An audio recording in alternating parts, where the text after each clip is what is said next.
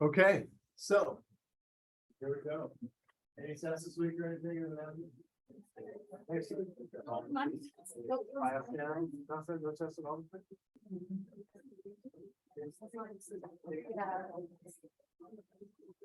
Yeah, this is the conference going. Okay, well, day 2 of the nervous system here. We're going to focus on the senses today. So all of the different senses we'll spend time talking about. We'll start here with kind of what's known as the general senses, and we'll get into the chemical senses, and then vision, and then hearing and equilibrium. Okay, so we'll start with touch receptors here. Okay, you guys worked through some of this with the quiz that you did. Okay, so there's kind of these 4 primary types of touch receptors here. Okay, so we can see those, and by looking at this image gives us some information about, first of all, the location within the skin. Okay, second of all, the receptive field. Okay, and the smaller that receptive field is, that leads to a more precise, I guess, awareness of where that thing was that touched you. Right?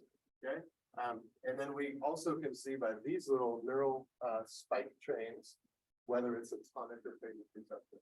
Okay, and yeah, and so as far as the type of stimulus goes, so the Merkel cells, and the Ruffini cells are best for kind of steady pressure. Okay, whereas the Meissner's, abbreviated, and the Pacinian corpuscle are better for more like tingling and vibration. Okay, so Merkel and Ruffini. Okay, so this is the second one and the fourth one there, better for this solid / steady pressure. And the other ones are better for things that are kind of constantly changing, types of vibration, tingling. Okay. Obviously, the location of each, you can see the top 2 are in the epidermis, right? So the Meissner's and the Merkel cell. Okay. And then the deeper ones in the dermis, you see the Pacinian corpuscles and the Ruffini there. Okay. As far as sensitivity goes, again the 2 with the uppers to the ends there, so I have to keep writing those names. Are the most, they are the most sensitive. Okay, and then the Pacinian and the Ruffini receptors are less sensitive. Okay, and part of that's just their location too, right? They're deeper in the dermis, and so it takes more pressure to activate those guys in the body. Okay. So why don't you guys for a sec just take a quick look and see if you can interpret here precision and phasic versus tonic just by those graphs, okay? And the images. Take just a minute with the first next to see what you think.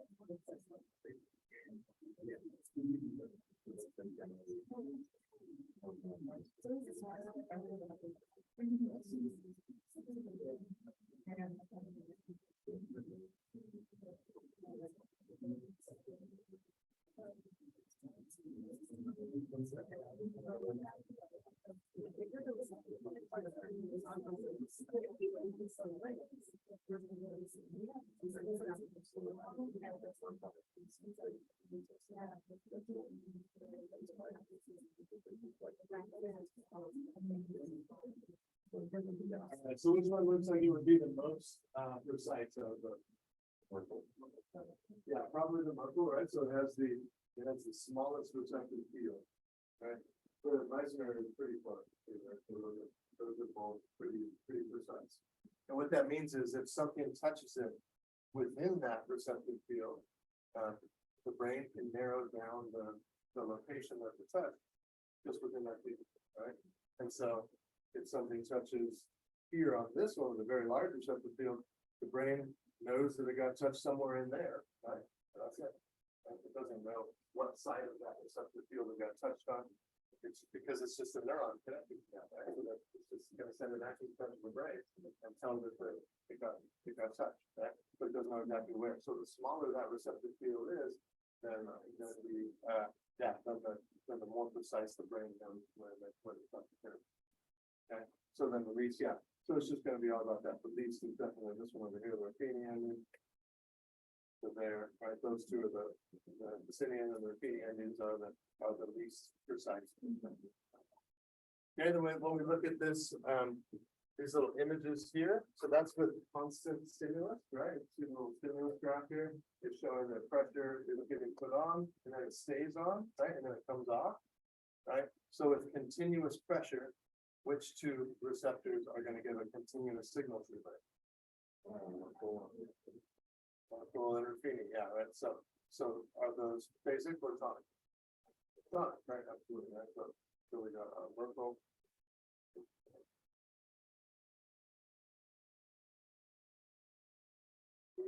Right. Absolutely, yeah, for sure. And then the basic one, the rapidly adapting ones, we see that when the touch initially happens, we get some signal sent to the brain. And then if that same amount of pressure stays on there, then the signal stops. Okay. And then you don't have awareness of it at that point until it changes as the pressure goes away, and you're aware of when it goes away again. But this time in the middle means that the receptor itself adapted, right? And a lot of these receptors are all mechanical in one way or another, to where press down on them and something kind of squeezes, and that leads to some ion flow inside of them. And sometimes it's only the change in the pressure that's on it that leads to ion flow. Sometimes it's as long as that pressure is on it, then ions will continue to flow and continue to have that. Okay, so the two rapidly adapting ones are the isomers and the stimulant corpuscles. Okay, and yeah, just the idea here is just that idea that we don't necessarily need to be aware of everything touching our body at all times, right? That would not be, that wouldn't be beneficial, right? When we're wearing clothes, we don't want to be feeling every point of contact with those, right? So it makes sense that some of these, just the sensation goes away because it's not necessary for us to feel that. So yeah, that's kind of the basic idea with that we want our touch receptors to adapt. So we're not always aware of too much stuff. That kind of makes sense. Yeah. All right, questions about any of these? All right, so then this is kind of the classic test, this 2-point discrimination test. And so pretty much you take something sharp, maybe we're doing something like this, something like that. Now we figure out yeah. So it's kind of fun. You kind of take two pointy things and poke your skin with them, right? And you start out with them really closely, or you can start out with them further away. But if you start out with them further away, then at some point, when you start, you'll feel two things, right? And you kind of slowly move them in, closer and closer and closer. And then at some point, it feels like one thing, right? Even though there are two things touching you, okay? And so the idea with that is that once you get to the point where you just, where you only feel one thing touching it, is that you're just within you're just within this area of a single neuron, right? Of that receptive field of a single neuron. So then you just get one signal going back to your brain, and your brain can't necessarily interpret which one, there's two different things because you're just in one receptive field. Right? And so then in areas that have lots of nerve endings, like the fingertips, and lips, and other sensitive areas, that 2-point discrimination is much closer together. Right? There's so many nerve endings in that area with very precise sensation. Then you go to a very not highly innervated area like the bottom of your heel or something, right? Or the typically uses the forearm right here. Then that place where it goes down to feeling one is much wider option. Okay. And there's something else that kind of helps your brain interpret this. And so it helps in precision somewhat, a little bit more than, yeah, so this is showing an example of the fingertip versus the forearm, 2-point discrimination, much closer there on the fingertip than on the forearm. One thing that can help your brain interpret where a single touch is coming from is this idea of lateral inhibition. Whereas if we get that one single point of contact, okay, and we are stimulating one in the middle here, right? And then these two are not necessarily stimulated as much, right? So there's more pressure on the one in the middle, and then there's a little bit less pressure on the other two on the outside. The brain interprets that to know that the point of contact is right in between those two neurons that are just lightly stimulated, right? And so that can help with precision as well, even if you have a larger receptive field in certain types of receptors. That makes sense? And we haven't really even gotten to the why of that yet, but it says it right here on the y-axis, which is actually kind of frequency. Right? So the harder we press something, the harder we press on one of those pressure receptors, the higher frequency of action potential is created on that neuron. So then the brain knows that we have a harder stimulus in that spot, right? So if we're pressing right in the middle of the green one here, we're going to get a higher frequency of action potential there. We're just kind of hitting the sides of the two little ones, right? We get a lower frequency of action potential, and the brain interprets that information to know where the center of the pressure is. So if they wouldn't necessarily have to be in the middle of something, like it's just necessarily like the middle of the point of something. It's kind of where the most pressure is, is more of a, more accurate way to say it.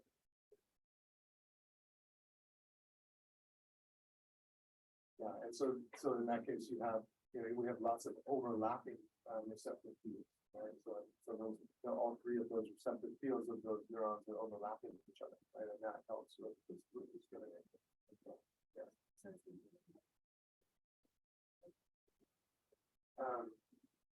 Yeah, not necessarily directly inhibiting those, but it's just more about that we have a less stimulation on the different things that are slightly inhibiting the first effect.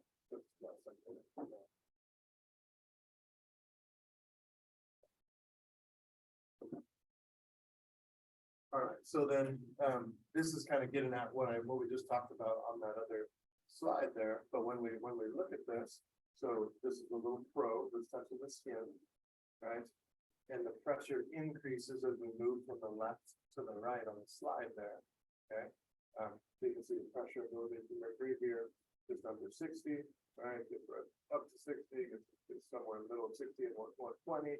It's up to 120 and then up to 180. Okay? And we can see what's happening each time. Here is not even enough stimulus to make the receptor fire, right?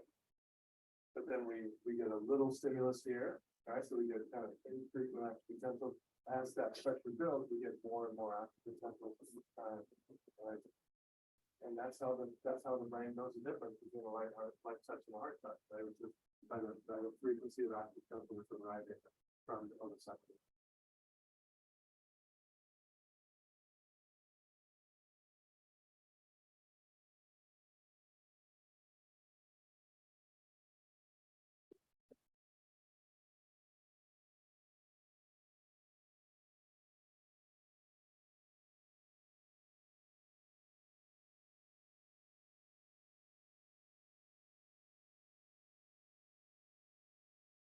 Yeah, and so we have different thresholds of activation for receptors too. So this one here is not even stimulated by this light touch. And we have this in our touch receptors, whereas certain insects that are crawling on our skin, we don't even feel it, right? But then it's helpful that we have touch receptors kind of surrounding all of our hair follicles too, because when that insect steps on a hair, then it has some torque involved, right? Because it's like stepping on something that's kind of long, right? So that it actually creates more pressure in that way. So we feel it when it steps on our hair, right? But we wouldn't necessarily feel it, wouldn't necessarily have enough weight to activate our touch receptors without that hair. So don't be ashamed of your body hair. I'm just kidding. It's helpful. All right, questions on that at all? Okay, so then moving on to nociceptors or pain receptors. Okay, the interesting part about these receptors is they can be stimulated by a bunch of different things, right? They're not just single stimuli receptors. They can be stimulated in a mechanical fashion. Okay, so this would be very strong pressure or something actually sharp, right? Which really is just a lot of pressure. It's length of a very small area, right? It can be chemical stimuli. All right, so hydrogen ions directly stimulate nociceptors. Histamine does as well. Okay. Another neurotransmitter and pain chemical bradykinins. Okay, that's just a few really good, definitely others that could stimulate pain receptors as well. It looks at this on the clear thermal receptors. If something is very cold, right, so something like below 20 degrees Celsius, that can be turned from just feeling cold to feeling cold. Right? If something is very hot, like above 45 degrees Celsius, that can feel painful as well.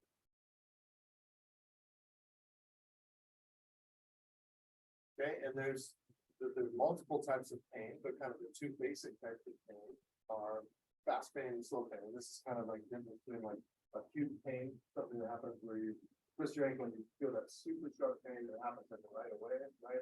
Versus kind of that achy feeling that comes a little bit later, right? So fast pain is going to be carried on our gamma fibers. So that signal travels a lot faster to our central nervous system than it does on the slower fibers, which is all C fibers. Right, C fibers are small, non-myelinated neurons. Okay. We're typically going to be using, it is going to be glutamate here, the biggest. Okay.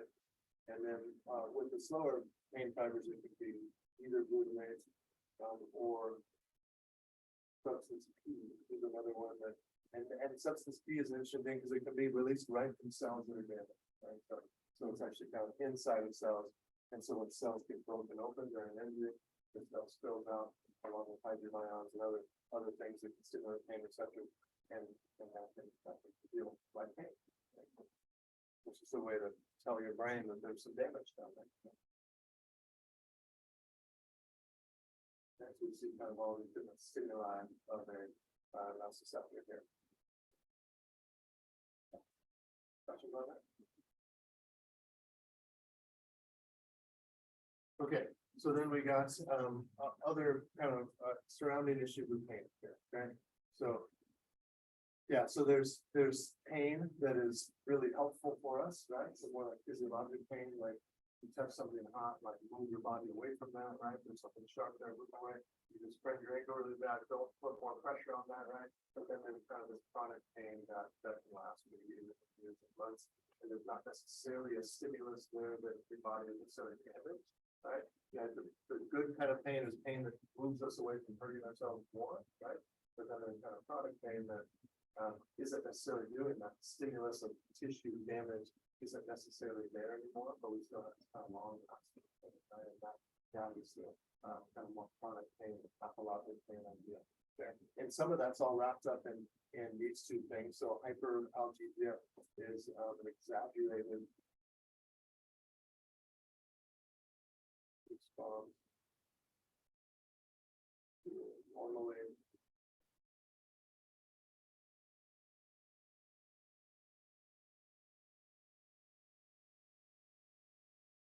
yeah, so pretty much it hurts. It's a stimulus that wouldn't normally hurt, but it does. So light pressure, it feels painful, right?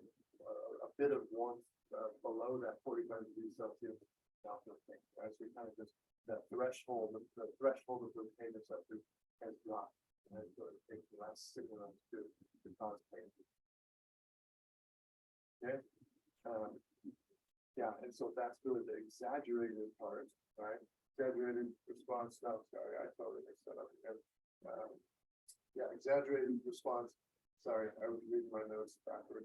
It's an exaggerated response to a painful stimuli. Okay. And then allodonia is the one that I was just describing, where it is pain in response to something that's not supposed to be painful.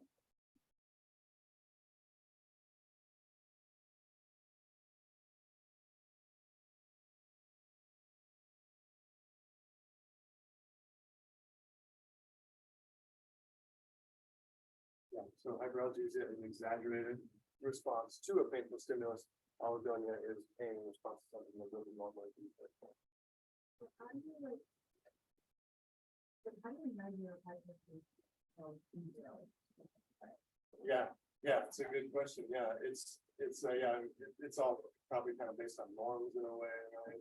And I'm sure there's been like animal studies done where they kind of look at this and the body, the pain receptors become hyperactivated, right? That's kind of what this image is showing here, is that once you have, once you have something that actually did cause pain and it was supposed to, then you get all these chemicals released that make those nerve receptors more prone to firing, and you have to lower the threshold. And so I don't know exactly, because everybody has different pain tolerance, right? But yeah, so it's not necessarily like a perfect like solid line of like this is exaggerated and this is not, but it's really more of an individual thing, right? Like this normally wouldn't hurt me, but now it is, right? Something just kind of touches your skin in that area, and you guys have had this probably, right? When you have an injury, and even just touching your skin kind of feels uncomfortable like around that area.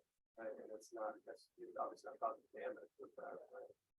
And then it's even exaggerated too, to where maybe when you first sprained your ankle, you were kind of still able to move stuff, and then maybe 48 to 72 hours later, it's like a little bit of ankle movement. It's like, oh, that's super sore, right? So it's just kind of this like activated nervous system that leads to all these things. Yeah.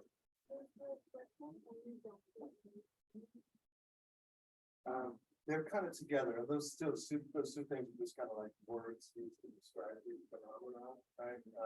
And so, but they really kind of happen together, because it's really just all about these pain receptors becoming more activated. And yeah, so they get activated easier, and they do cause a greater response to the bottom line of the treatment.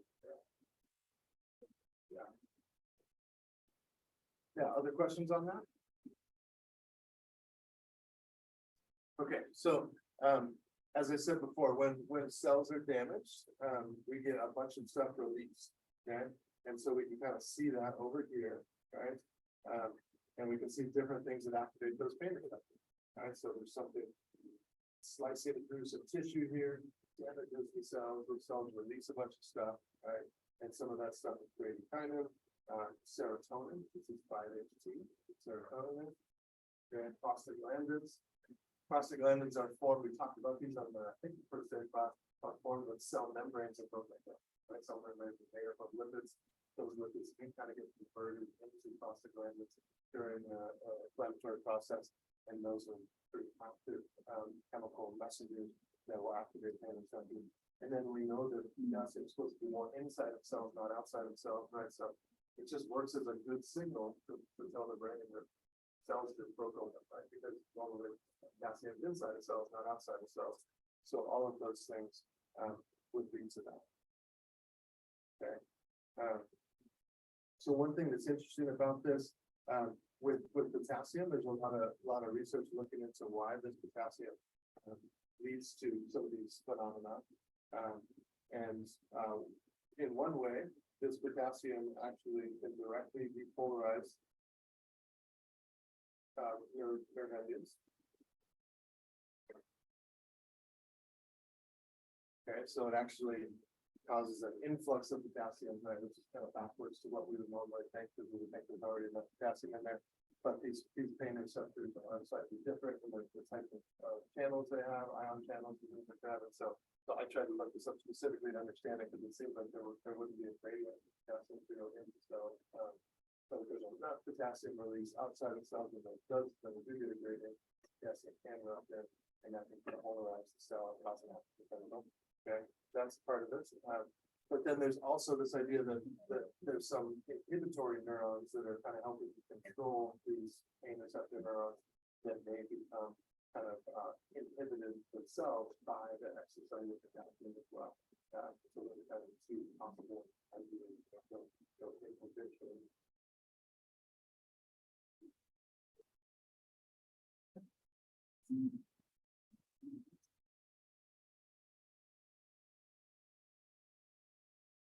Inhibition of the inhibitory neuron. So inhibiting the ones that would normally kind of help us dampen that pain response as it's coming up to the spinal cord, right? If those inhibitory neurons aren't activated because they got hyperpolarized by the extra potassium, then that we would get more of that pain signal arriving in the spinal cord. Okay, and this is also kind of an interesting thing that the book mentioned. Damaged nerve fibers display sprouting, which could mean a touch receptor neurons connect to pain receptor neurons in the spinal cord, and then touch can lead to pain. So that one is kind of related to this allodonia idea. Is that those nerve fibers actually kind of connect to each other when we actually damage nociceptors, and they're not sending their signal normally, so they can kind of wire themselves into a touch receptor instead, right? So then that touch is going to feel like pain to the brain, and then it's away.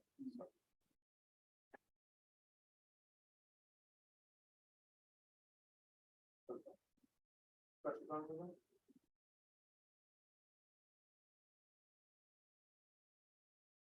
Okay, so then more kind of different or special types of pain, right? So there's this idea of deep pain, which is very kind of has this sensation of being diffuse and not localized. Okay. It can also be more of the nauseating type pain.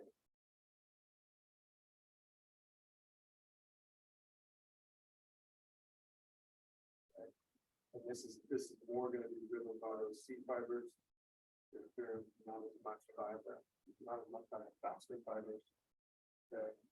Visceral pain is going to be what we get when our organs distend.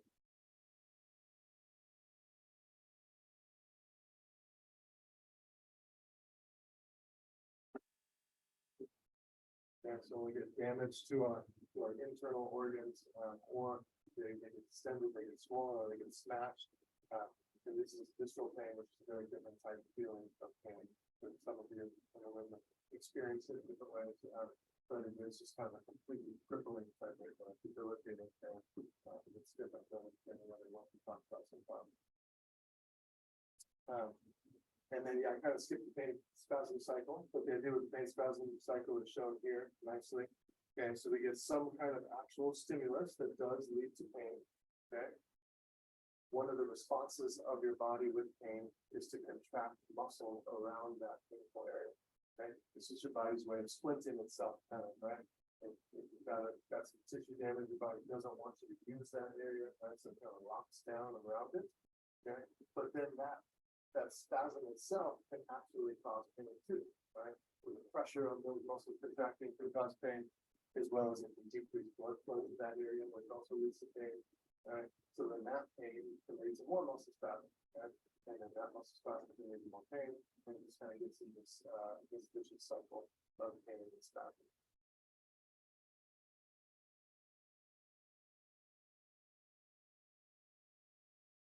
Yeah, so the referred pain idea is shown here with this convergence theory, and it's this idea that neurons might share pathways they do share pathways in the spinal cord. Okay, so this one is showing kind of this usual stimulus coming from the skin, but then you see it comes into the spinal cord right at the same spot that some afferent neurons that are connected to the kidneys come in, right? And then they might share a higher order pathway here, right? And so we're used to getting more stimulus from the skin there, and then that activates that neuron. Lets your brain know that there's the pain out there in the skin, right? But then we're not used to getting that kind of input from our kidneys, and so it goes up the same pathway in the brain. So it hurts in our kidneys, but it also feels like we feel it out in our arm too, right? That same shape pathway. So very common for people when they're having a heart attack, where's the place they feel pain? Left arm, right? It's back, right? So there's shared pathways there. And this is common in things in our abdomen and our thoracic cavity that we have this recurrent pain phenomenon. Okay, phantom limb pain is another very fascinating thing. This idea that there's regions of our thalamus. Okay, so thalamus is the primary place that most of our sensory neurons pass through and they get integrated into other parts of the brain. Okay, so the regions of the thalamus that used to receive input from a limb that is no longer there, now is receiving input from just kind of the stump, right? So not all the way out to where the thing used to be, but where the stump is. Okay, but your brain is still interpreting that as the hand, but it's not there anymore, right? But there's still, a lot of that nerve is still there, right? So it'll make its way all the way out, but the brain still kind of interprets it as it's being. Okay. There's also actual remapping of neurons in the amputated limb and more inside the central nervous system. To actually just get remapped for different section. So yeah, like it says, they but feel right in the amputated limb. So it can be a very debilitating thing if you don't expect one thing. It's very kind of confusing and frustrating, but it's a strange phenomenon.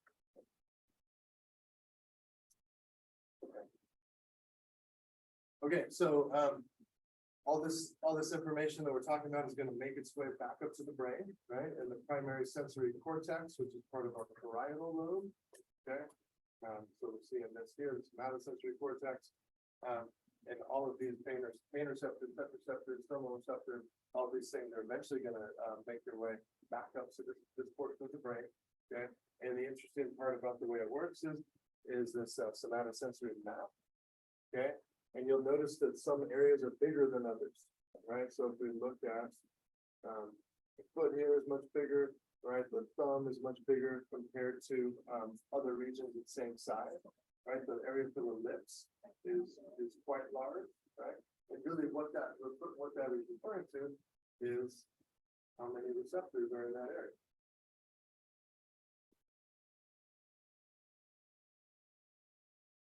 Because each of those receptors is the end of the neuron, right? So then how many receptors is also going to tell us how many neurons in that area too, right? So that makes sense why that part of our brain is a little bit bigger, right? Because there's more neurons that go to that part of our body. Okay, so there's more space actually dedicated in our parietal lobe to the lips than there is to the shin, right? Because it's just more neurons. Yeah.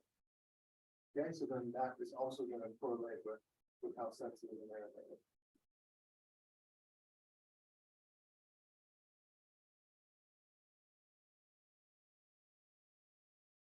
Okay, so this is actually a slice of the brain, right? Like, so we took this somatosensory cortex out and we kind of flipped it this way, right? Instead of being like this, like we see it with the purple line there, we took the whole thing out and flipped it so we're looking at it like the front of it. This is pretty much what we're seeing. This is the middle of the brain, right? This is the most medial, right? And then you work your way out lateral, right? So that's kind of just the setup of this thing. Yeah.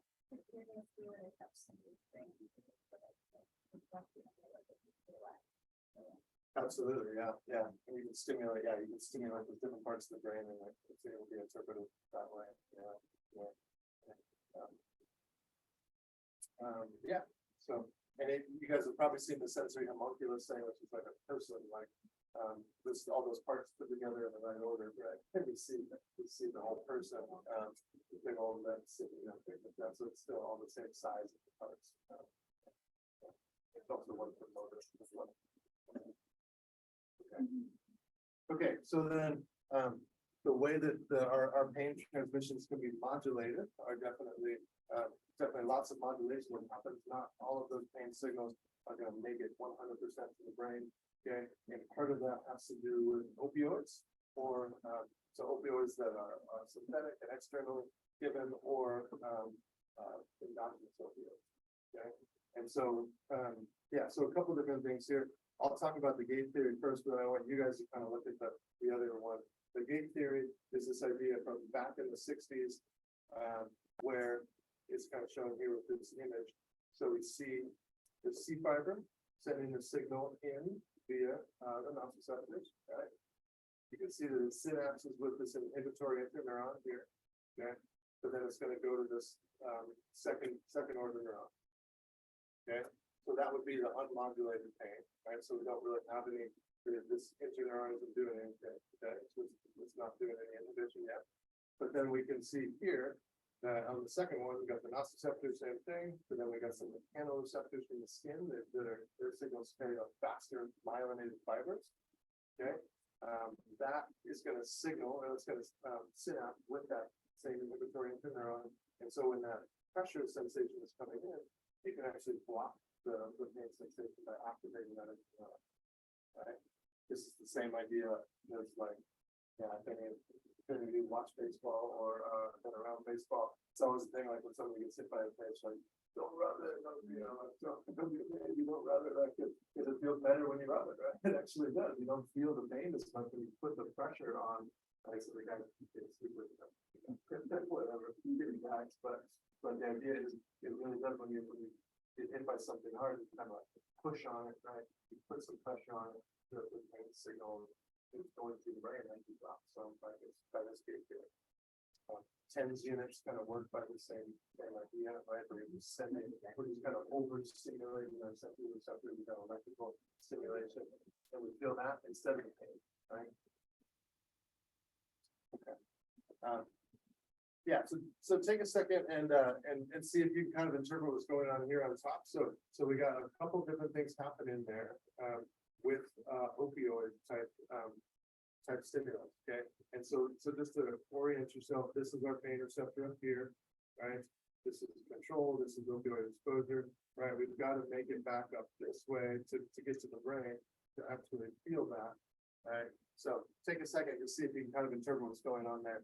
And we'll come back together one second.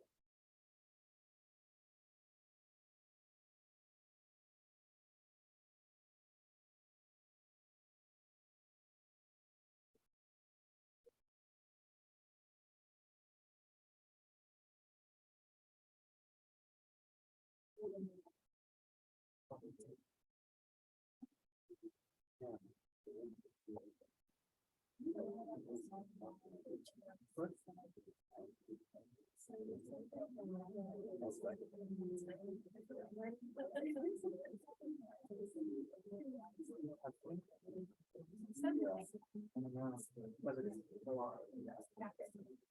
second.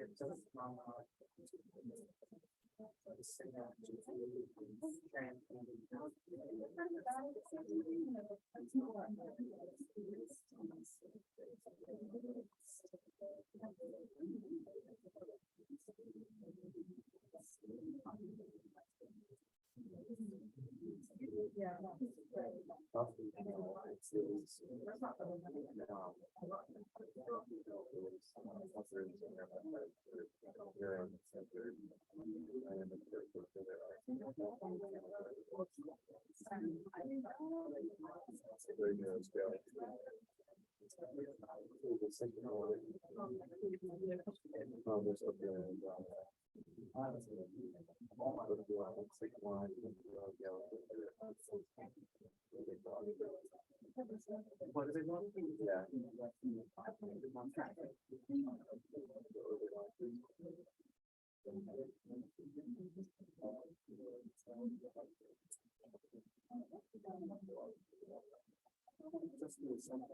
Okay, any ideas there, guys? Can you kind of interpret what's going on? You probably read about it in the book a little bit. We see some calcium involvement. We see some, I guess it doesn't show potassium involvement here, but we see a little bit of that. Any thoughts on that? So calcium, just like in the neuromuscular junction, calcium has to flow into those neurons in order to do what? In the neuromuscular junction, when calcium goes into the neuron, what happens? We get neurotransmitter release, right? Yeah, we get neurotransmitter release. It's these voltage gated channels, right? So we see that happening here, but we don't see that happening here, right? So that's effect number one of the opioids is they block calcium. They block those calcium channels in such a way that we don't get calcium influx into those pain receptor, the ends of the pain receptor neurons, right? So that we don't get neurotransmitter release, right? We don't see glutamates and neuropeptides, the main neuropeptide that we mentioned so far is substance P. We don't get that. I wrote it while we're So opioids are gonna decrease calcium influx into the neuron, which decreases neurotransmitter release. Which means we activate this higher order neuron less, right? So that pain signal doesn't make its way past the neuron, past the nociceptor neuron and up towards the brain. Okay, so that's effect number one. We're just blocking the neurotransmitter release pretty much. Okay, and then the other one is that it also looks like opioids increase potassium efflux here in these higher order neurons. Okay, they're called spinothalamic neurons, right? The ones that are going to go from the spinal cord up to the thalamus. Okay, if we increase potassium efflux, then we're hyperpolarizing those neurons, right? We're moving them further away from an action potential threshold. So that's inhibiting those higher order neurons a little bit too.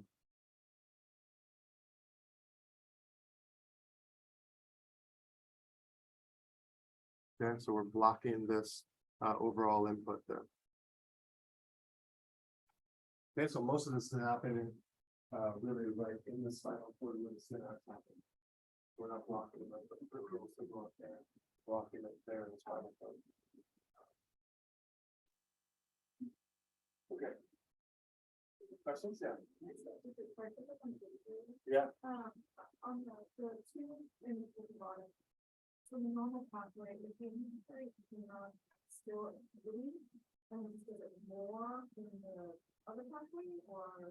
Yeah, I think that would be fair to say that Okay. it's always has some level of inhibition, right? Because it is like because the C fiber is inhibited too, right? That's why I asked that. Yeah, yeah.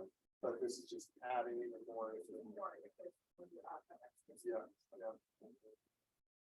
Yeah, good point. Okay, other questions on that? Yeah, pretty much you're just sending all that sensory info, the tingling feeling and all of that, and that activates those pressure receptors that it's gonna block that.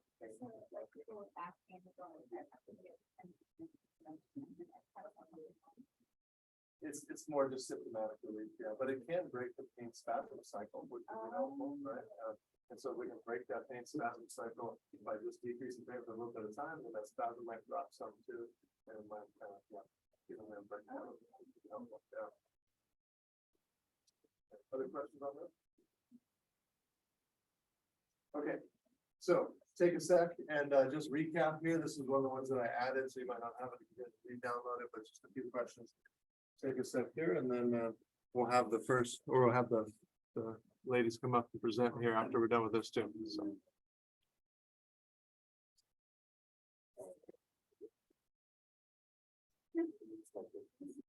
Okay. All right. Well, yeah. So, any questions on this recap before we move on to the next senses?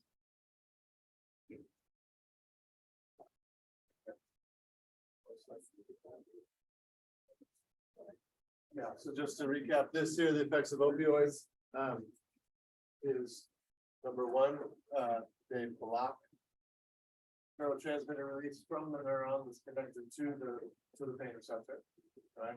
So then that stops them from activating the higher order neuron that would go up to the thalamus. Okay, that's the calcium influx one. But then they also affect that higher order neuron that does go to the thalamus and partially inhibits that, like have an IPSC on that neuron, so it's harder for the pain receptor neuron to activate it and send that signal out. Okay, and the reason it shows those enkephalins in the same one is because that's really they have the same. Those are like endogenous opioids, right? So those are naturally occurring opioids in inhibitory neurons in our spinal cord. So opioids have very similar effects to the ones that naturally occur within us as well. Okay. All right. Well, we're going to move on to the chemical senses, which is taste and smell. Okay. So the olfactory epithelium is this layer of sensory neurons as well as some other supporting cells in our nose, right? And we can see these little cilia sticking down here. And yeah, so it's this mucous membrane. We need that nice wet mucous membrane because everything we breathe in needs to be dissolved in the fluid underneath it. So that those chemicals can be free to bind to receptors on those cilia and activates, our sensory neurons. Okay, so there's around 400 distinct odor and receptor types, right? So 400 different receptors that are designed to bind to different types of chemicals that we can smell. Okay, so the steps are somewhat simple. Okay, so we get the odor and binding. That's a deep odor and binding. Right, and then it's just going to go through the same G protein coupling sequence that we saw before. Right, so we activate a G protein. Okay, and here activate that G protein, which then activates aminocyclase. Right, it's going to activate cyclic AMP. Right, those same steps that you have, from the first day of class. Right, and then eventually that's going to open up some kind of ion channel, which allows us to depolarize that neuron. Okay, so is that ionotropic or metabotropic? What's that? Metabotropic, right? This is the same message as the lamp cell whole processing steps. Yeah, so all olfactory neurons are stimulated this stuff. Okay. The second message is okay.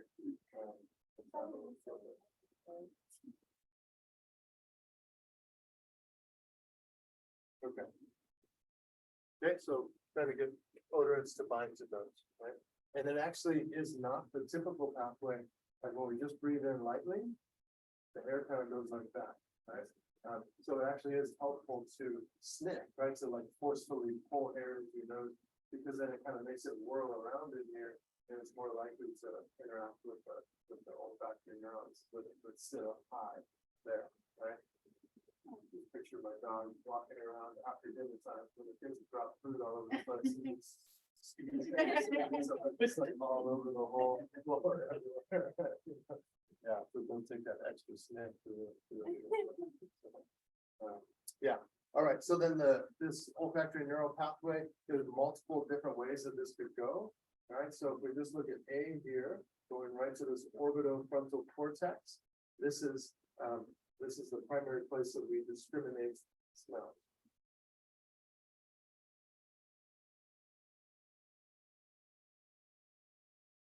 Right, which really just means we're figuring out what it is that we've done.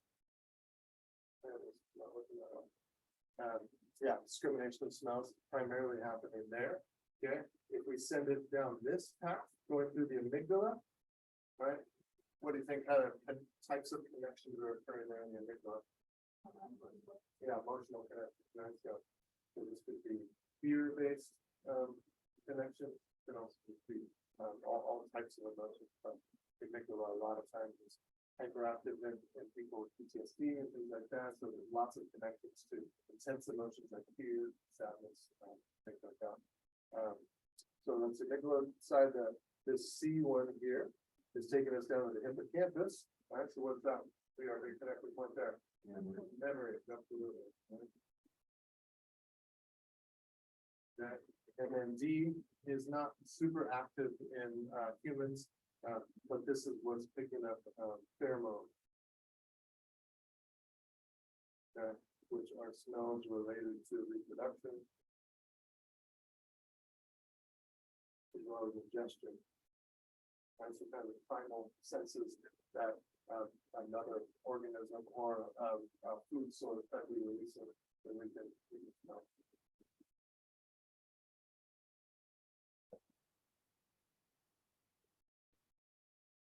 Actually, there's multiple pathways. So it's pretty complex, and our smells are connected to so many parts of our brain. We've all had this experience where you smell something and it just didn't be back to a certain time in your life, right? A certain memory, a certain feeling. And the smell is very linked to our memories, our emotions. Okay. All right. So that's kind of it for smell so far. We'll talk about taste now. So we've got the gustatory epithelium, similar idea where we have mucus that cilia are going to sit in the mucus. Okay, and instead of cilia, is more microvilli in this case. Actually, even smaller little hairs, right? And so the tastants, that is the version of the odorants, but essentially taste is right? We have around 5,000 taste buds. Most of them are on the tongue, and then we do have some on the soft palate, like on the roof of our mouth, right? We go to that modest pharynx, it's like kind of all over our mouth and our throat. Okay, much simpler pathway than the others. It uses cranial nerve. Okay, so cranial nerve 7, facial nerve, right? Cranial nerve 9, and then the vagus nerve as well. Cranial nerve 10. Kind of that's the one that innervates most of the ones in our throat. Is it cranial nerve 7? Oh, yeah, sorry, I was never there. Yeah, that's not it. That's 8 is vestibular. Vestibular cochlear. So yeah, that should be 7. Yeah, sorry. Good catch. Definitely not the vestibular cochlear. I wouldn't know. Yes. Glad you got that. I'll send her.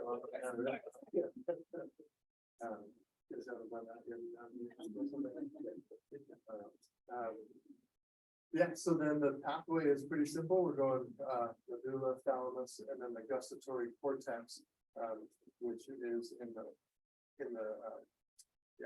higher parts of the brain and up in the cerebral cortex.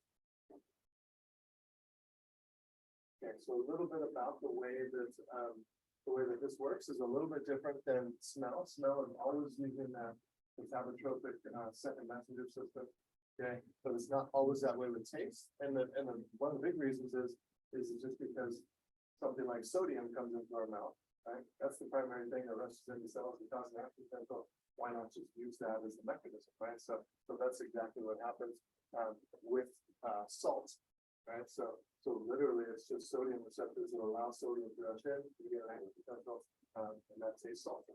Okay. So the 5 tastes aren't there. So obviously salty. Okay, that one is going to be ionotropic. Okay, sour. That is just by hydrogen ions rushing into the receptor. So that one is also ionotropic. Okay, and then we have sweet, bitter, and umami. Okay, and those 3 are all metabotropic. Right?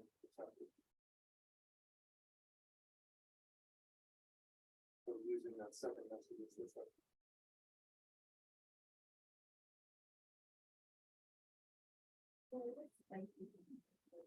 Yeah, so spicy is actually activation of thermoreceptors in your mouth, and so kind of just tricking your mouth into thinking that it's warmer than it is. Yeah. And minty flavors are cool, are temperature thermoreceptors as well, but on the other side, making your mouth feel like it's cool. Yeah. Yeah, no, it's not a taste bud really thing. Yeah, it's thermoreceptors. Yeah. People who are able to have a long test versus the rest of that, they have less thermoreceptors. Yeah, there's some kind of there's some kind of like down regulation of the receptors that bind to capsaicin chemicals and they I think there is a genetic component to it, but there's also like a training component to it as well.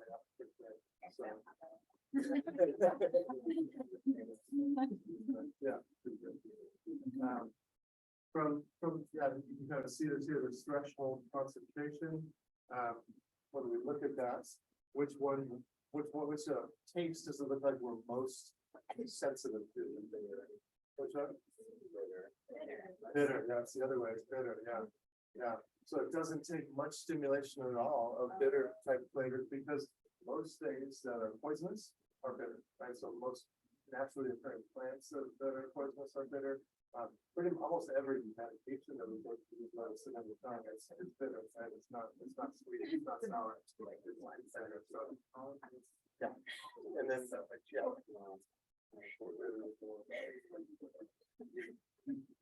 okay. Questions on that? Yeah. Quick recap on the chemical senses then. Go for it.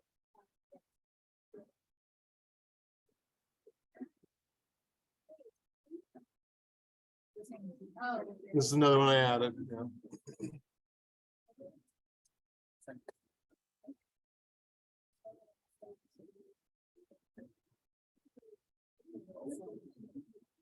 So.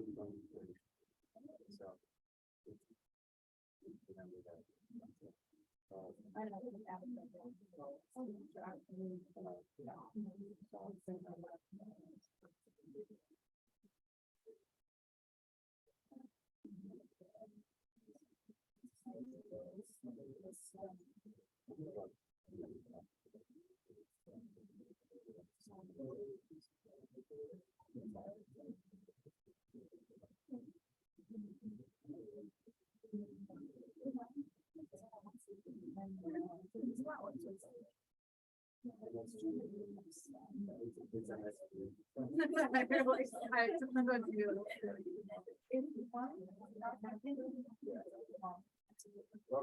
Yeah, well, it's like a. So.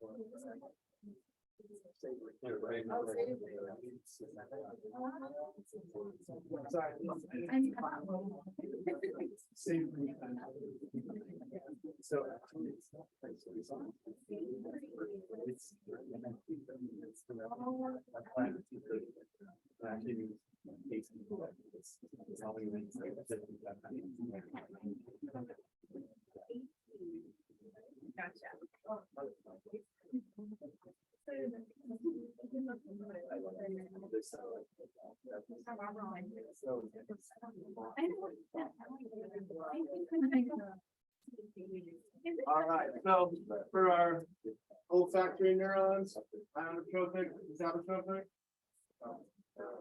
There. When it comes to taste, which ones are ionotropic? sour and salt.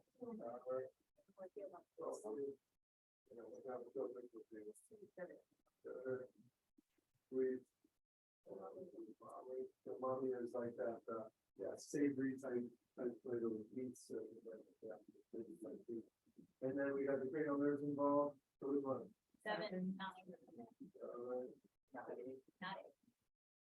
Which one's 9? There it is. One less than 10. Anybody remember what's the demonic for that?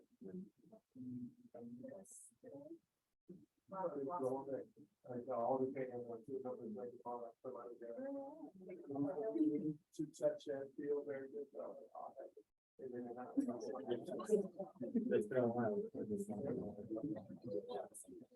also parenting is. I would be putting on my next exam. 10 is the biggest one. Yes, they may. Yeah, no.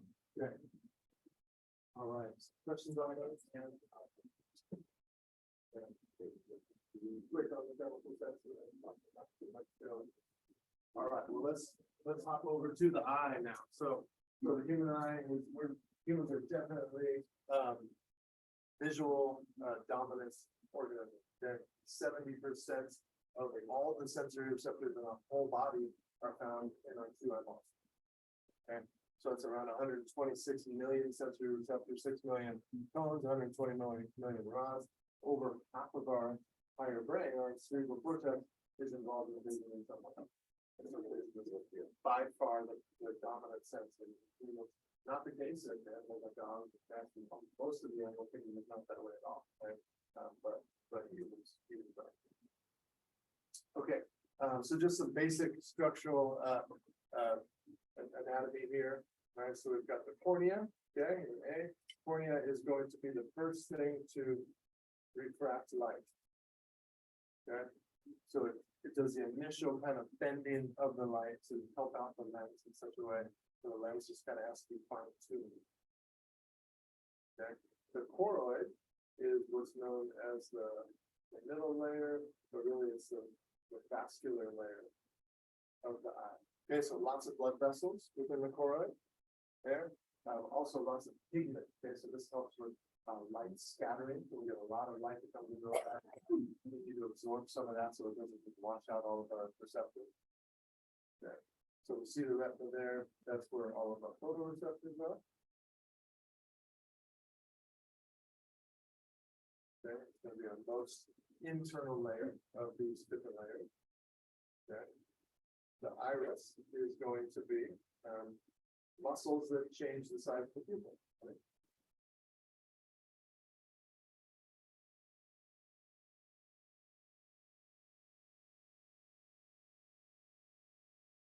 And why do we change the size of the pupil? What are we controlling? Yeah, how much light enters, right?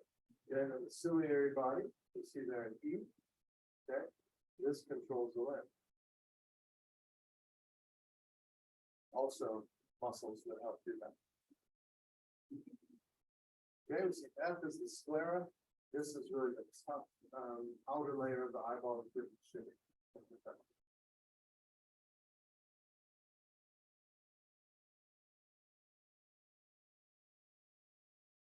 Okay, the optic nerve is obviously bringing that visual signal back to the brain.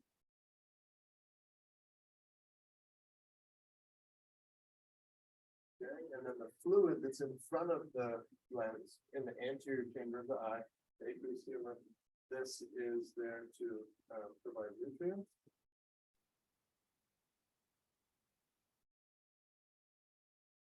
Nutrients to the lens, and then also creates pressure in that anterior chamber, which really kind of just holds the lens in place. Just the right amount of pressure there, but not too much. Very too much. Turns into glaucoma. We'll talk about that in a second. Okay. And then the vitreous humor is more gel-like. But that one is also holding the retina.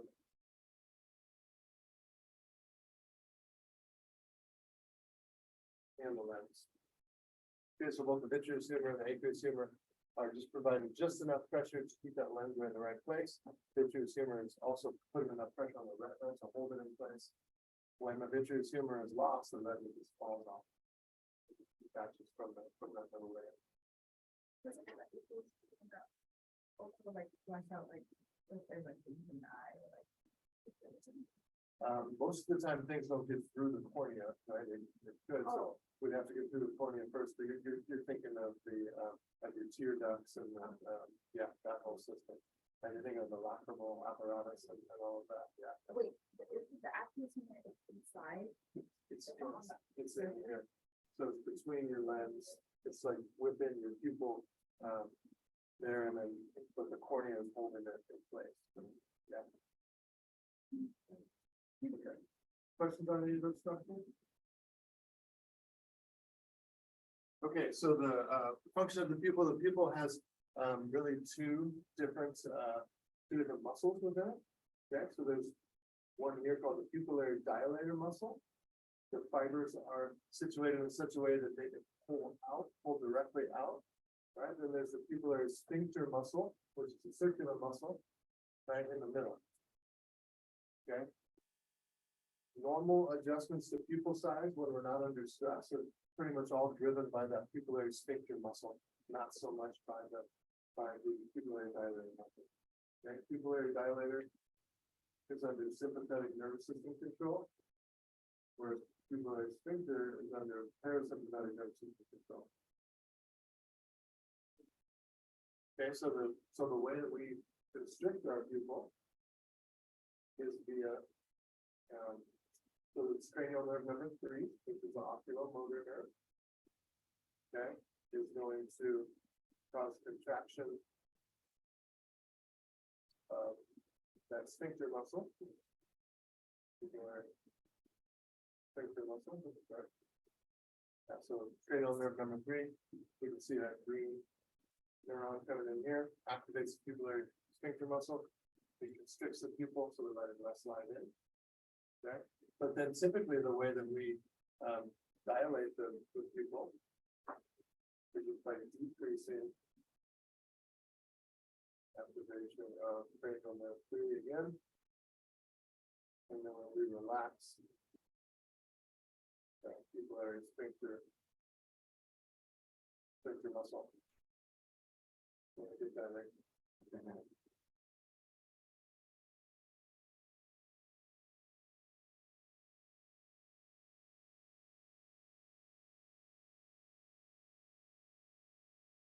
But when we're under stress, like we talked about last time, and we want to open up that pupil really fast, then we can do that with the pupillary dilator muscle, right? And it's pretty much attached to that sphincter muscle, so it just pulls it open. Right? So that would be the case. This is a reflex that you can do where you have to like pinch somebody on the back of the neck. When and you're watching the people, you'll see the people kind of open up really rapid, like any kind of pain sensation causes that rapid dilation. But that's not really what happens when like an object is moving further away from us. We have to dilate our pupils. That's just by relaxing the pupillary sphincter muscle in the middle, not by just flipping it open really fast with the pupillary dilating muscle. I thought if you're under stress, you want more. Yeah, so more things, so bigger pupils, so you have a wider range of vision. This is not as, no, you get more light, yeah, you get more, but this is not as specific. You can't see clearly, but you can see more. Yeah. Okay. Questions on that? Okay, so that's kind of how we control our pupil. The retina itself has these multiple regions. The most highly packed area of the retina with sensory receptors is called the fovea centralis. Okay, and it's right here. It's directly behind the pupil. Okay, and so that's where we have almost all of those 6 million cones are right there. Well, 3 million per eye. Okay, in that spot. Okay? And then we have mostly rods around the periphery. Okay, we have some rods there in the fovea centralis as well. Okay, but then the blind spot of your eye is where that nerve has to come out. The optic nerve has to exit. Okay, there's no photoreceptors there. Right? So you guys probably done this test before where you kind of just use one eye and look forward. At some point, your finger will disappear.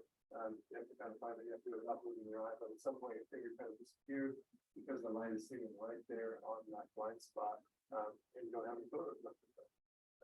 You play around with it at some point.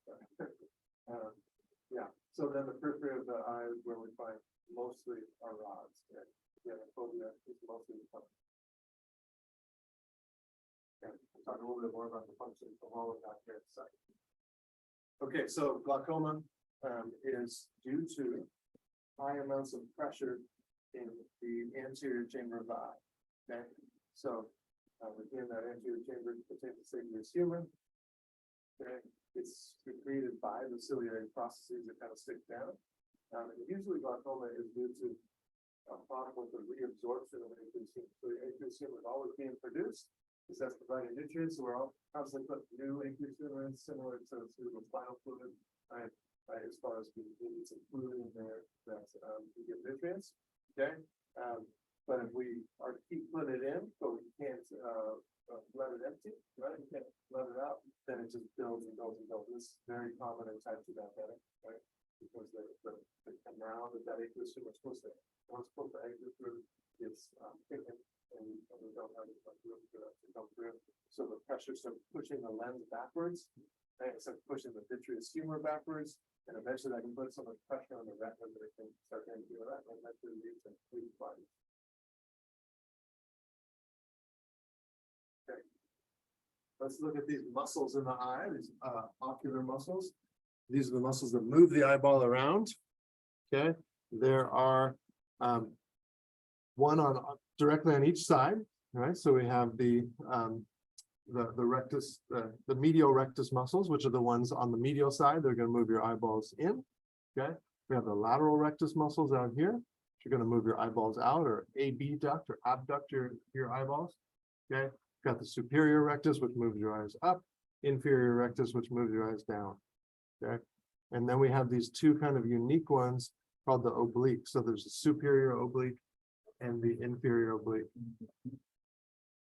One muscle that's just super fascinating is that superior oblique muscle. This is a superior view of the eye. You see the muscle comes up, it goes through a little pulley, right? So it's literally like a little pulley. It loops around and then takes more than a 90-degree turn to connect to the eye that way. Right? And that little pulley is called the trochlea. And the trochlear nerve is one of the cranial nerves, and its whole job is to innervate that muscle. It doesn't do anything else. It's a good thing it does, but most nerves do multiple things, but this one controls one muscle. That's it. So, yeah. Yeah.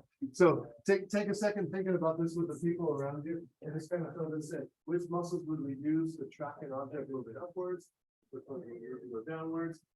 And think about it, both in both eyes, is when you get to the moving to the right or the left, right, it's gonna be different, which one you use. When you're moving your eyeball to the right or the left. So that way. To the right of these ladders.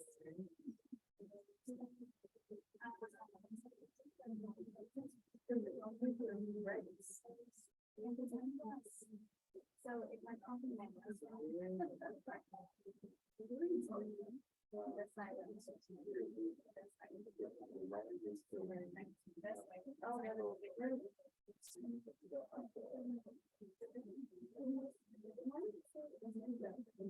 oh, it's just like up and down.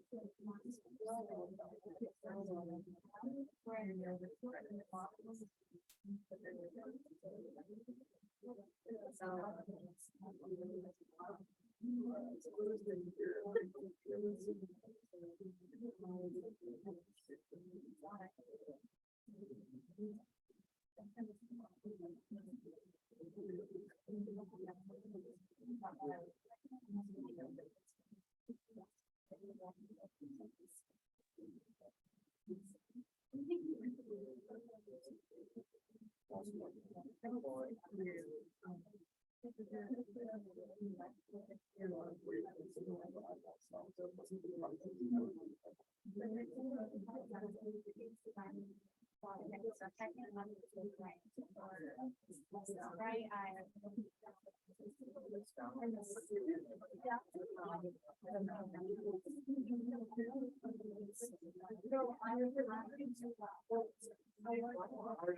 Let's walk through this together. So when we're tracking something upwards, right, we're watching the finger as it goes up, which main muscles are we using there? Yeah, superior rectus, okay, if we're going downwards. Inferior rectus, okay, if we're tracking objects on the right, in our right eye, which one are we using? Outer rectus, our left eye. Medial rectus, okay, if we're going to the left. Right eye, medial, right, left eye, is going to be lateral. Okay, and when object moves towards us, what do our eyes do? So where do they go out? So which muscle? Medial rectus. Yeah, medial rectus off both of them, right? And then when it moves away from us, use the lateral rectus to do that. Okay, and I didn't really talk about the obliques yet, but if your eye starts adducted, which means moves in, right? Then the one that's going to help us elevate from that position is our inferior oblique.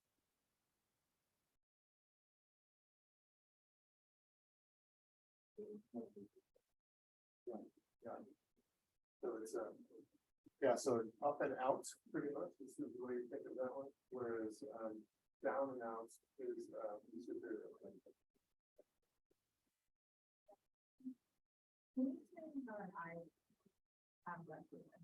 Yeah, so adducted is just going in towards your nose, and that's abducted is going out from the temple. So if looking just straight, would that be abducted? Looking straight is right in the middle, and then when that eyeball moves in towards your nose, that would be adducted. When it goes out this way, that's AB or abducted. So what exactly is that? Yeah, so the obliques, you picture the eye right here. Okay. There's the, I don't know how to draw a nose, but there's a nose. Here.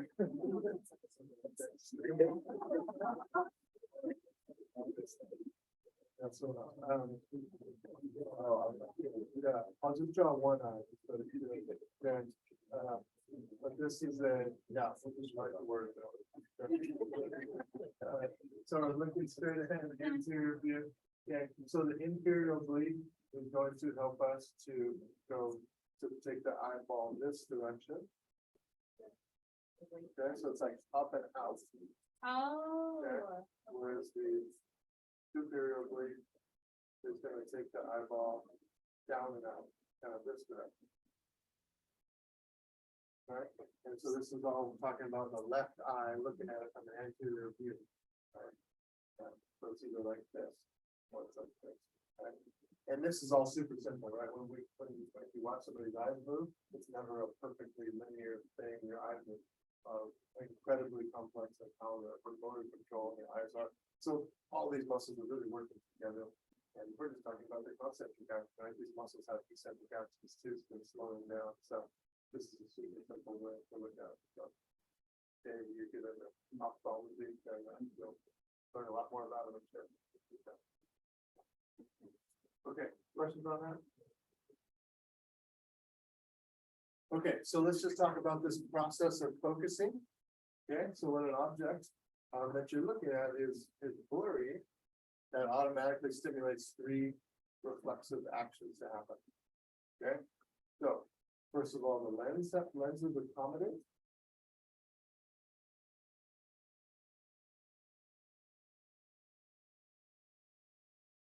Okay. The pupils will constrict. Okay.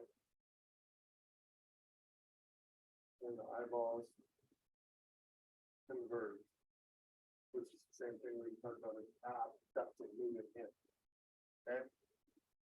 And so not necessarily just blurry here, but the better way to say this would be an object being moved towards you. Or you just decide to start focusing on something closer than you were focusing on a second ago.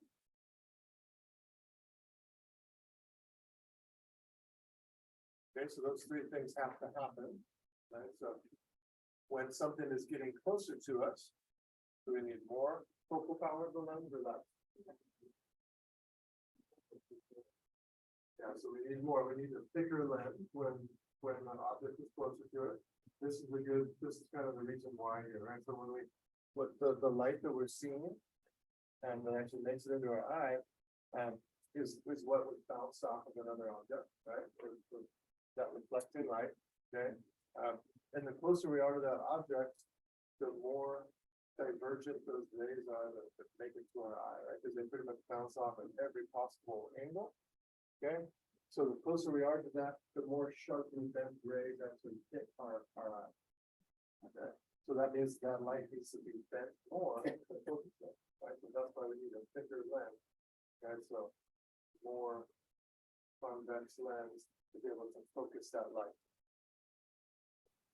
Okay, but we want to give the lens a little bit of a break, and we don't want it to have to focus the really sharply bent light because it just doesn't have the power to. So that's why we constrict the pupils, who are actually going to block some of that really sharply bent light. Right? We constrict the pupils, we're blocking the really sharply bent stuff because the lens couldn't handle that sharply bent light anyways. Okay. And then the reason the eyeballs need to converge as something moving closer towards you is because we want to keep lines on that fovea centralis. Right, so as you're coming in, the light, where the light's being reflected is moving, so your eyeballs have to move as well to keep the focal point of the light right there where all of your cones are. Right? And so that's kind of the key, key three things that are happening, and more importantly, why they're happening. To help us focus on that. Okay. And just real quick with this, you guys worked with this on the quiz, but you saw how that ciliary body, when it or that ciliary muscle, when it contracts around the lens, it actually loosens up these ligaments. Okay. Right, so these ligaments are loosening when the ciliary muscle contracts. Right, the muscle is getting closer to the lens, and then the lens is allowed to become more convex because it's elastic and it does that on its own when it's not being pulled. But then when we relax this muscle, it stretches out, we tighten those ligaments, and that's what flattens the lens out and make it less convex. That's kind of showing down here. Going this way, going this way.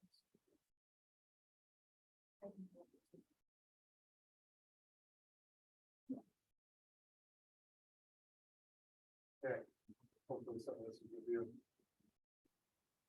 because usually take a whole class for that concept right there in undergrad, but yeah. So, questions on that? Okay, so the key point, those three actions, three reasons why they're having to happen. Okay, we will take another break here in a sec. Just want to get through this part on the eye, and then we'll take another break. Okay, so the most common vision problems, myopia and hyperopia, right? So with myopia, we can't see far. Okay, what do we call myopia? Is that farsightedness or nearsightedness? Nearsightedness, right? Yeah. And the idea with that, does anybody know why it's called nearsightedness? What is that? What's near? Because you can see near. Yeah, that's part of it. But the other, well, yeah, I won't give that away yet because it has to do with these little images right here. Okay. So if the cause is a long eyeball in myopia, then which letter there is representing that? A, C, or D? D, right? Absolutely. So that's the deal with the near thing, is the focal point is near to the retina. It doesn't make it all the way to the retina, right? It's too near, right? So the focal point is right here instead of back on the back of the retina where it's supposed to be with A. Okay, so what do we need to do? Do we need a stronger lens or a less strong lens?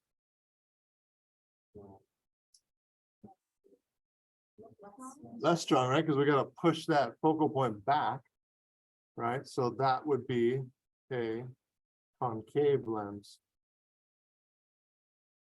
So the thicker it is, the more convex it is, the more it bends it, right? If we go through concave instead, then it's going to spread the light out a little bit, right? Push it back against that retina. So that'll move that point backwards. Okay, hyperopia is C here, right? It's the focal point is behind the eyeball, behind the retina. Obviously, the light doesn't really focus there because it doesn't make it that far, but it's not. So yeah, so this is due to a short eyeball. So this is where we would need more focal power. So we need a convex correction lenses. Okay, astigmatism is something kind of completely different, usually caused by an irregular shaped lens or cornea, more likely the cornea. And so it results in multiple focal points like this, kind of scatters the light a little bit. And so usually there's like a little bump in the cornea or something like that, that kind of creates multiple focal points.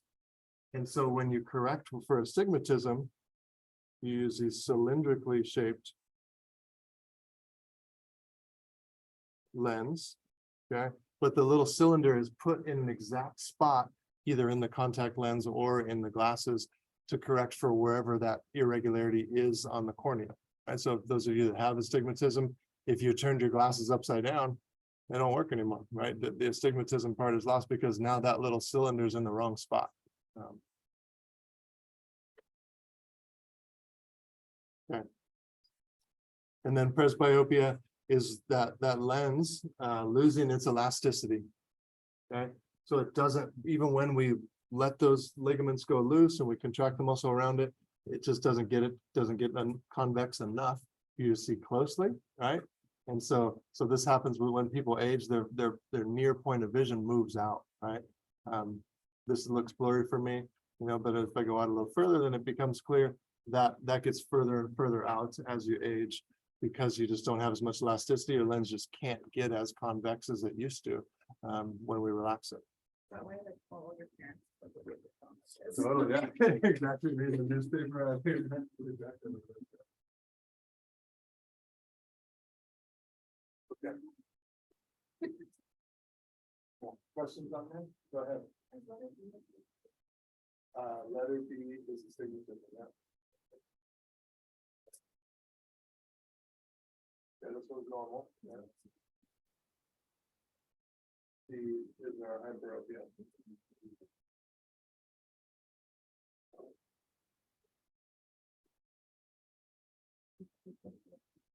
Yeah, so this just shows the lens in there too, which type of lens you can pick.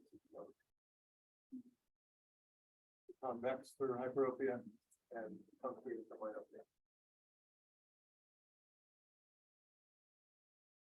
Okay. Ready for some cellular pathway. This is a lot. Nervous system one always goes there so much. Okay, but here we go. So, rods and cones. So this is the retina with a zoomed in view of the retina. One thing that's interesting about this is that this yellow line represents the light. Right, and the red line represents the signal. Like the electrical signal in the cell. Okay, so the light actually passes over the ganglion cells, passes over those bipolar cells, and then it hits the photoreceptor cells, and then the signal travels the other way, right? It starts on the photoreceptor cell to the bipolar to the ganglion cell. Okay. We typically only have about 1 to 3 cones connecting to a single ganglion cell, whereas with rods, we might have around 100 or more rods connected to a single ganglion cell. So what this results in is a very precise image when we're using our cones, right? Because just like the pressure receptors, when the brain gets a signal from a single ganglion cell, it's only connected to 3 cones. It knows exactly where that light's coming from, right? Because 3 cones are very small, right? So if we have 100 rods spread out over a region, all connected to the same ganglion cell, we don't know if the light hit over here on this side of the rod or over here on this side of the rod, right? It's just activating that single neuron. Okay, so the type of light here is color for one thing, where we see color, and also very bright. Type of light here is black and white, and more dim tone light. Okay, type of vision that we see here is very precise. And this is more blurry, more grainy.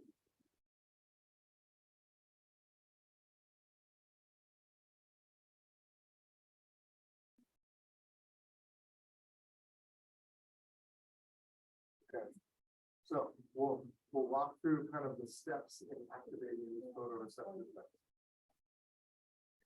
All right, so if we're zoom in on a cone, which is what we're doing here, okay, the cone, this is the cell membrane of that cone, the outer segment here. There we go. And within that, we have what's called rhodopsin. Okay, rhodopsin contains both membrane protein, which is called opsin, right here, and then it contains retinol, which is a vitamin A based molecule. Okay. So this is showing in the dark up here. Okay, when there's no light stimulating that, that's what it's kind of darker. It's showing. When there's no light stimulating that, the retinol is attached to the opsin. It has that curved form to it. That's called cis retinol. Okay, and look, we have sodium influx there. Right, so we're constantly depolarizing those cells when they're not being stimulated. Okay, but then when light hits it, so this is now the light version down below, the light is absorbed by that retinol, it changes its shape to that straighter form, the transretinal. That makes it fall off of opsin, which starts a series of events with transducin going over here, leading to a cyclic GMP type signaling mechanism. But the bottom line is it closes that sodium channel. Okay, so the sodium channel closes, we stop sending sodium in, we stop depolarizing that photoreceptor. Does this also count like for the gut and say also in blink? Say it again. Like in blink, it's like the time that you're either is that also? Yeah. Yeah. Yeah. So that's kind of how we activate this, and then this will walk us through the steps here. Okay. So in the dark, we have the release of sodium, or we have that sodium influx happening. All right. That causes depolarization. We're talking about the rod here. Okay. Depolarization of the rod. The rod is going to release glutamate. Yeah. Yeah. And we won't get into it and how they work as well. So, we'll just talk about that. There we go. Yeah, we want it. Cellular process. Okay. It's a similar process as this, like different. Yeah, so glutamate release is happening there, okay, and that is going to hyperpolarize.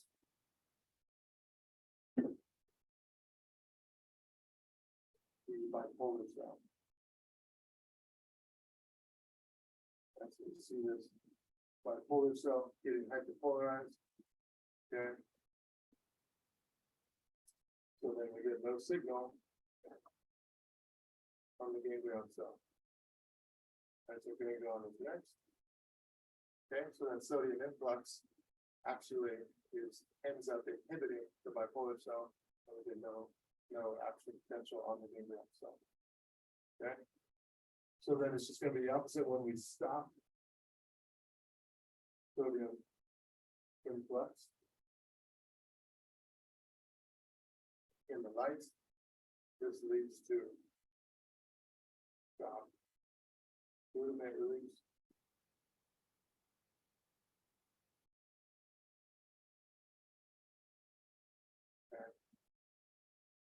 And then this allows that bipolar cell to just activate on its own.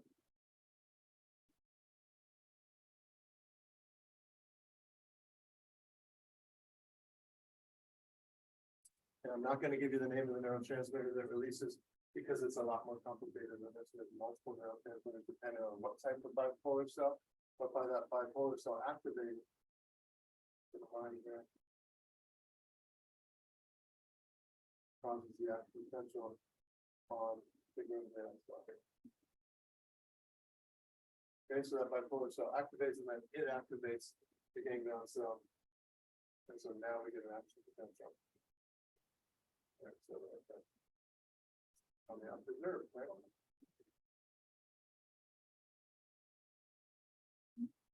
Okay, so it's a little bit backwards than you might think, but we stop sodium influx with light. That leads to activating the bipolar cell, which leads to activating the ganglion cell.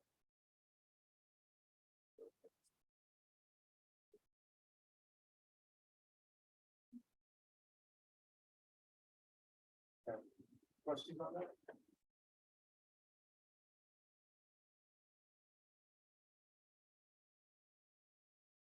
Okay. Last concept here to do with the eyes is this idea of visual fields. Okay. So with the visual fields, we see that we pretty much have two broad parts of our retina in each eye. There's the side that is on the medial side, okay, or also known as the nasal side. Okay, and then there's what's on the outside, known as the temporal side, the outside of the retina. Okay. The deal with this is light only travels straight. Right? So if we're looking at something over here, the light is going to hit the medial side of the right eye there in that example, but it's going to hit the lateral side of the left eye. Okay, and the key thing to remember here is that all of the neurons in the medial side of our retinas go through what's known as the optic chiasm. Okay, so they all cross over from one side to the other. Okay, so this medial retina, this information ends up over here in the left side of the brain instead of the right side of the brain. Okay, so this information on the lateral side stays over here on the lateral side. So it's only the medial side of the retina that uses that crossing over path in the middle. But the lateral sides of our retina stays on the same side, the information stays on the same side.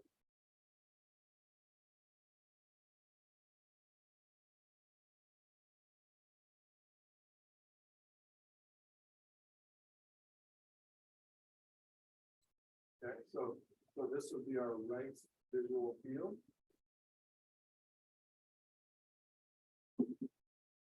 Okay, our right visual field is processed almost completely in the left side of our occipital lobe. Because the light that our right eye picked up crossed over through the optic chiasm and went over to the left side of the brain. The light that our right eye picked up was on the lateral side of that retina and it stayed over there on that side of the brain. But this is important when it comes to kind of damage in different parts of your optic nerve. Okay, so if we get damage right here at A, okay, we get damage right there at A, we lose all of our vision from our left eye, right? So that's before the crossing over, right? We could still see some on both sides, we can still see some to our right, some to our left, because we can do a whole of all, right? So all of left eye. Okay, if we get damage right there at B, which is what happens with the pituitary tumor, because it sits right above the optic chiasm, then we get what's called tunnel vision, right? We can't see peripherally because we lost the medial side of our retina in both cases, because only the medial that was sending neurons through that optic chiasm, okay? So loss of peripheral vision with that. Okay, if we get damage here at C, which left or which visual field are we losing then? Right or left? Oh. Right. Yeah, because we got light coming here and here. All right, so this is gonna go this way, this is gonna go this way. Okay. We still have our left visual field because we can use this side for this. It's gonna go this way. This side for this is gonna go this way. All right, so we lost the right visual field.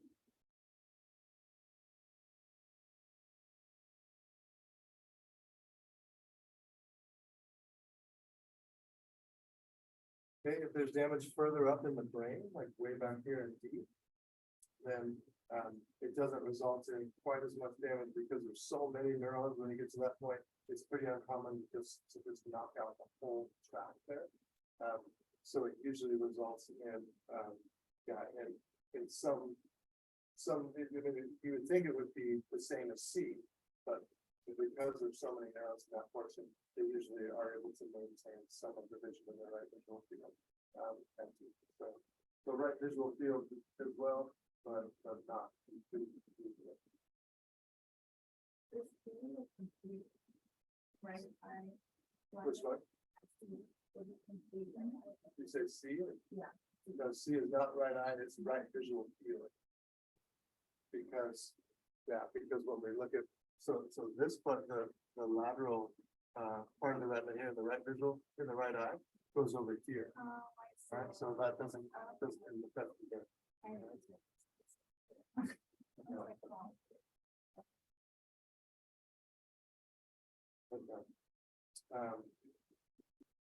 don't think we're gonna talk about it.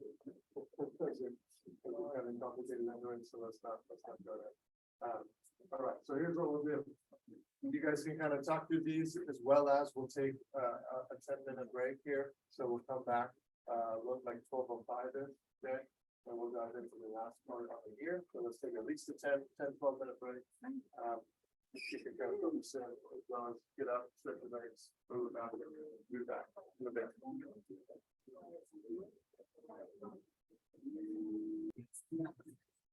Yeah. Any questions about this? I kind of wrote in my version of these recaps here. I know this is 2 days, a lot of information. This one feels like a lot, even though I looked at it, thought, oh, 40 slides, that'll be easy to do. But yeah, this is kind of dense stuff. So I do struggle with kind of trying to figure out how to present this much information in this time block. So yeah, but questions about any of this here? Yeah. Are they the same enzymes involved in the cones and the rods? Yeah, so it's slightly different. It's the membrane protein is called iodopsin, and there's different types of iodopsin that are sensitive to different wavelengths of light, which is what provides the color. Okay, yeah. So retinal's still involved, but yeah. So and the cones are much less sensitive to light, so you take more light to stimulate them. That's because the retinal actually binds to the iodopsin stronger than it does to the rhodopsin. So yeah, so extra info for this, but yeah, yeah, good question. Yeah. Other questions on any of that? Okay. All right, so we're gonna dive into the inner ear now, which is our last sensory organ here. But really, there's 3 different sensory organs in the ear. So the cochlea, obviously, which is where we hear from our sound. Okay, and then the semicircular canals. Okay, which is primarily for rotational movement. Being aware of rotational movement, and then these otolithic organs, which helps us to know our position that our heads in, as well as linear movements of the head.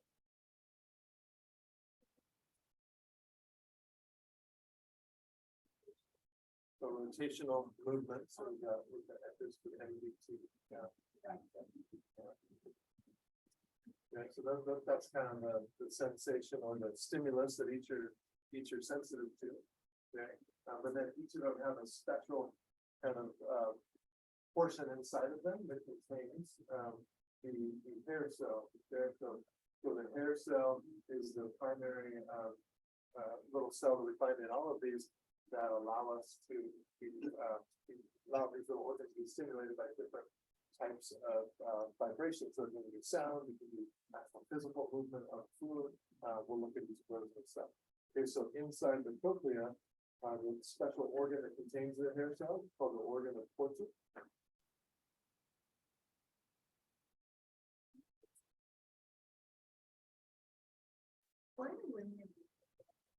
So just like straight forward, straight backwards, and one way, the other way, or is rotational effect? Spin.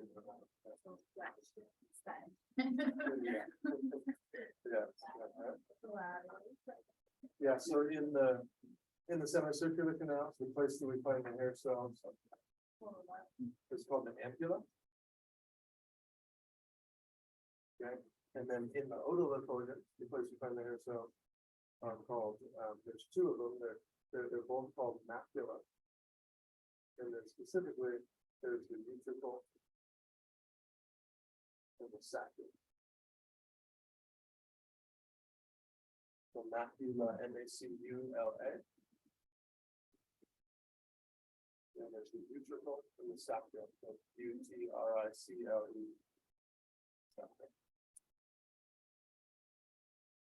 Okay, so we'll talk about each of these little guys, what they help us get.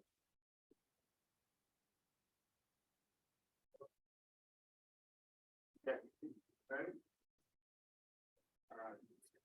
Okay, so we'll talk about sound first, okay? Yeah, so if we take this cochlea, which really looks like a little snail shell, right? And we unwind it, then it kind of looks like this. All right, then if we kind of take a slice of it to look what's on the inside, then we'll see that pretty good, right? So there's what's known as the oval window, which is the entry point of sound. Okay. Sound's going to enter in that oval window because it's connected to the little auditory ossicles which vibrate when our eardrum vibrates. And so by those bones vibrating, it vibrates the oval window, and this whole space in here is fluid filled. Right? So when that oval window is shaking around, it vibrates the fluid in there. Okay. And the interesting part about this is the little membrane on the bottom here, which is known as the basilar membrane. Okay. Its stiffness varies from being very stiff at the beginning to pretty loose and flexible at the end. Okay. And so what this provides for us is that different frequencies of sound vibrate different portions of it. Okay. So the highest frequencies of sound that we can hear will vibrate at the very beginning of it. And then the lower frequencies of sound will vibrate at the very end of it. Okay, so what happens when we vibrate that basilar membrane is that's actually what moves the hair cells, which you'll see on the next slide. Okay, because the hair cells are found in here only. This is where the organ of Corti is in the center point. Okay, so there's lots of frequencies of sound that we can't hear at all. Okay, and in that case, what happens with that sound is it goes through here, actually wraps its way around here, goes out this round window, and it doesn't even get to that middle part where the organ of Corti is. Okay, that's what happens with inaudible sound for us. Okay. If it's audible sound, then it'll vibrate somewhere along that distance. And when it does vibrate, you can see it crosses through where the organ of Corti is to the other side, and then out, still out the round window.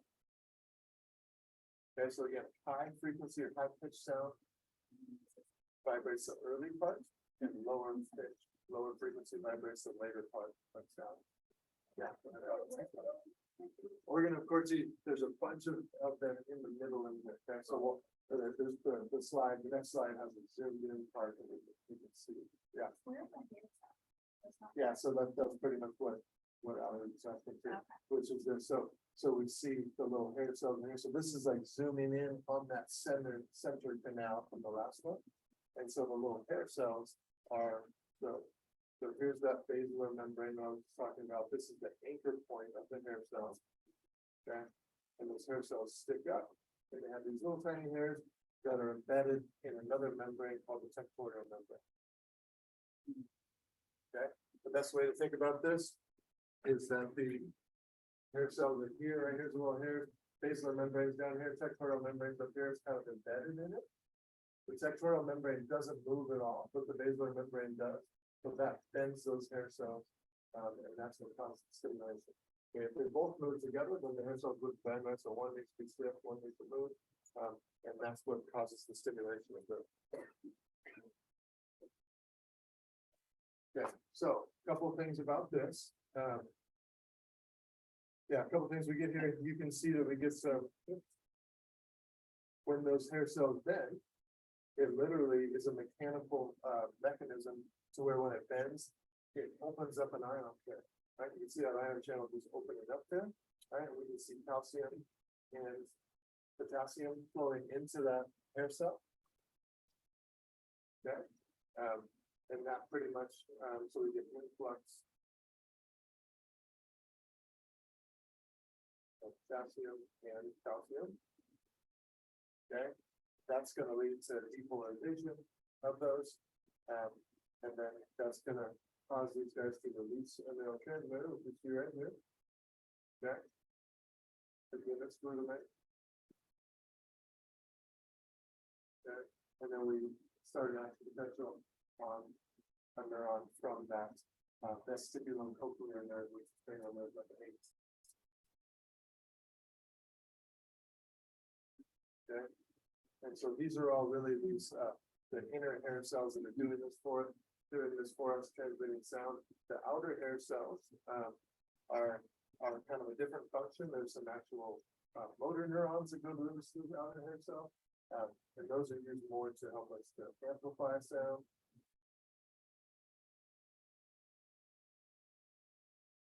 As well as inhibits loud sounds.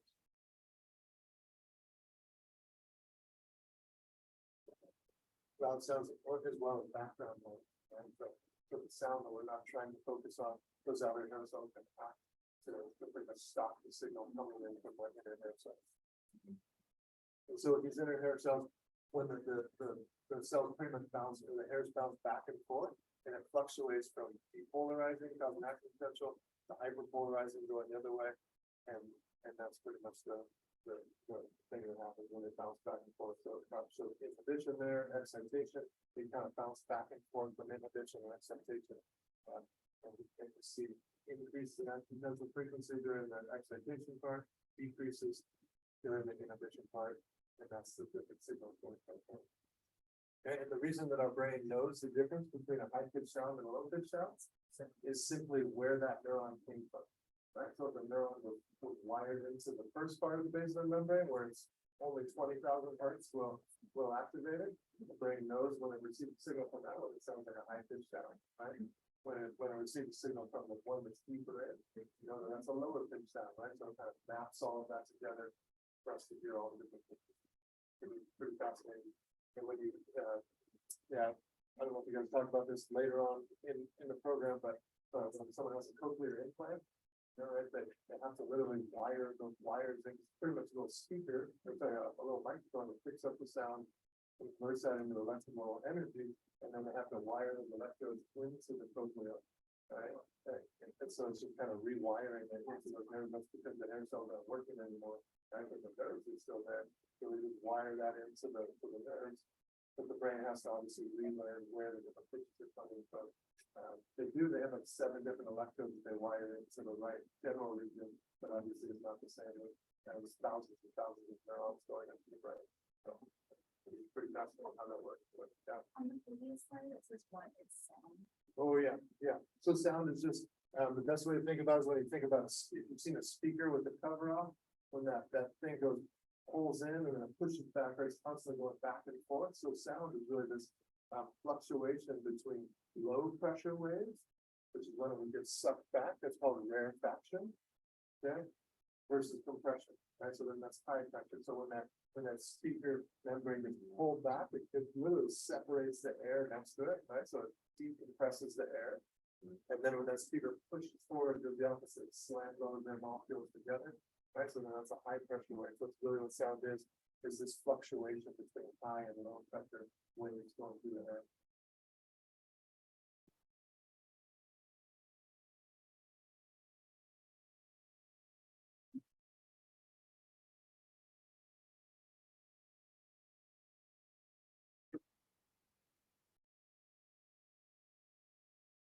Alternating between high and low pressure waves.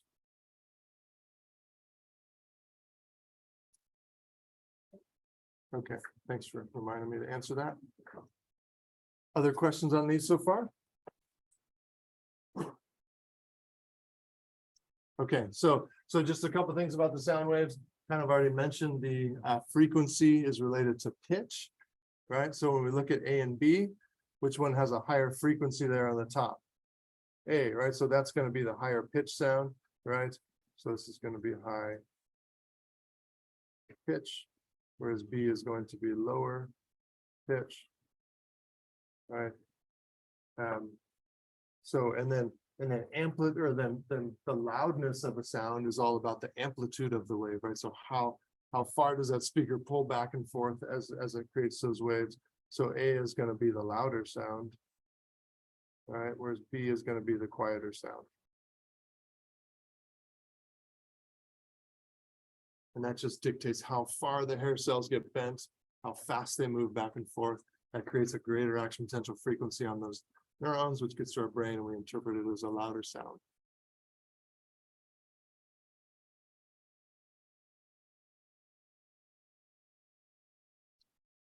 Okay. All right. So what happens when this gets to the brain? It's very similar to the sensory cortex, like we talked about. We have groups of neurons that kind of are coming from the certain different parts of the base of the membrane.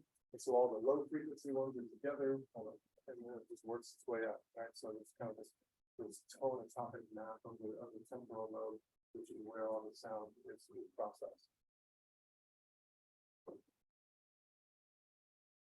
Okay. Couple things on hearing disorders here. We can have 2 primary types of deafness. If it's conduction deafness, then we're not getting the sound all the way to the inner ear properly. Okay, and so a lot of times this is an issue either with the blockage of the external ear, right, the canal, like the sound's not making it into the eardrum, or it could be really ear infections. Right? Because that middle ear where the bones are is supposed to be air filled, right? But if there's an infection there, it becomes fluid filled, right? And the bones don't move, usually sluggish moving through that fluid.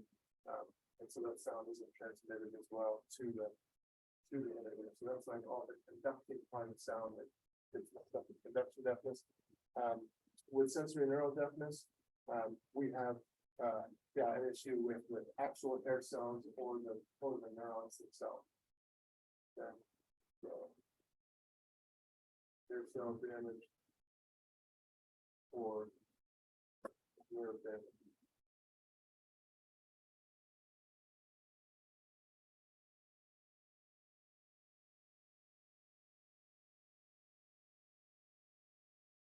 Tinnitus is just a medical term for ringing of the ears. The interesting part about that is that's due to hair cells just get permanently damaged if you have permanent tinnitus. And what they end up doing is they end up constantly sending the signal to the brain. Right. So, and it typically is a high pitch because that's the first part of your cochlea to receive really loud sound. Right. So the first part of your cochlea kind of takes the brunt of that. And so those hair cells can get bent in such a way that they get damaged. And so now you're always hearing that sound, and you're always stimulating those neurons, which really in effect means you can never actually hear it out in the world, right? Because you're always hearing it. So there's a difference between when that sound comes in versus when it doesn't come in. Yeah. So it's that bending of those hair cells in such a way where they just kind of break, but they still are activating the neurons. And so there's no difference between when they're inactivated or activated. It's all of that. Yeah.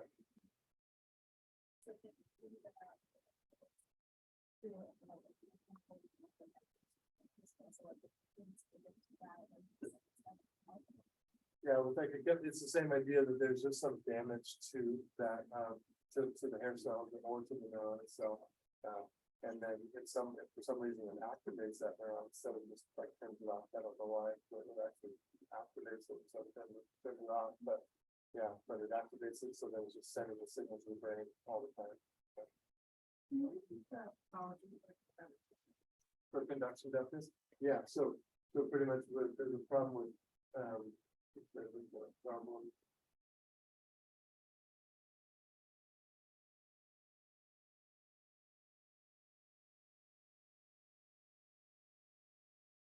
So there's a problem with getting the sound to the inner ear, right? So either there's a problem here, or there's a problem in here in the middle ear.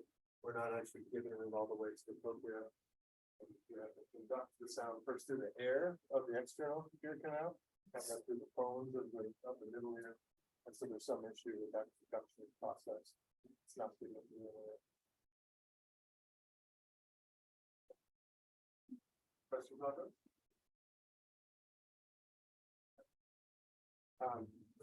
Briefly here with the otolith organs. These are fascinating little organs inside kind of the spot, kind of between the cochlea and the semicircular canals. And there's two different ones. You can see that the utricle is here and the saccule is here. Okay. This is zooming in on them. They're super interesting because they literally have little rocks on top of it. It's like this gel-like membrane with these little rocks called otoliths that give it some weight. Okay. And the hair cells are embedded in that gel-like membrane that has the little rocks on the top. Okay. And so when your head is upright like this, the utricle is pretty much parallel with the ground. Okay. And the saccule is perpendicular to the ground. So you can see that the weight of the rocks in the saccule is pulling that down. So there's some stimulation of those hair cells in the saccule, but not much in the utricle. Right, so the brain can interpret that information as my head is straight up. Okay, when we look at this one, okay, if we tip our head forward like this, okay, it's going to be the opposite, right? Now we got the little rocks weighting the utricle down in this direction. The saccule is kind of just sticking straight up now. Right, so now we got that type of input going to the brain, which is pretty much telling our brain that our head is forward. Okay, and then the opposite would be this way, right? The utricle bending in the opposite direction tells the brain something different. Okay, and the saccule can kind of straighten out in this way. Okay, so that's kind of the basics of how those work.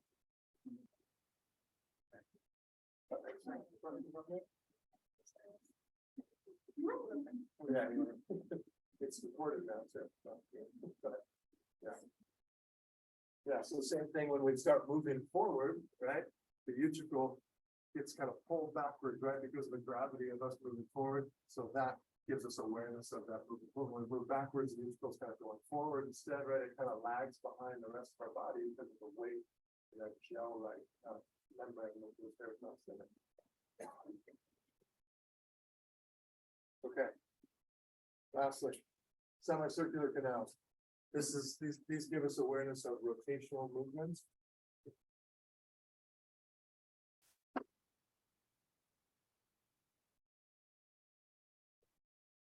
Okay, and so when we start spinning or we start rotating, the fluid inside of these canals starts spinning as well. Right? And at the base of each of those canals is that thing called the ampulla. Okay, and the ampulla is kind of the whole thing. The cupula is the part that sticks up. And you can see that the hair cells are embedded in that little that little mechanism that sticks up. And so when the fluid rushes over that thing, it bends it one direction. Right? And that stimulation is what lets us know, lets our brain know that we're starting to spin in one direction or the other.